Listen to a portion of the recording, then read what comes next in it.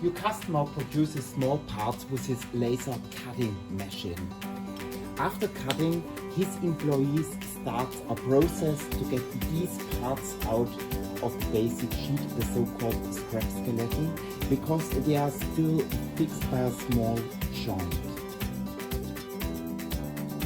One procedure is to do the removal by hand.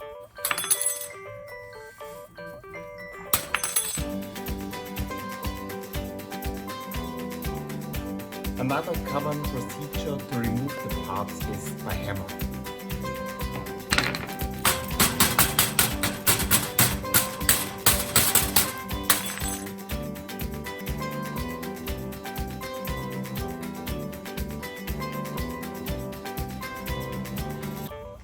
If your customer is always in search of the best solution, we recommend our part separator, an easy and cheap solution and an advanced process.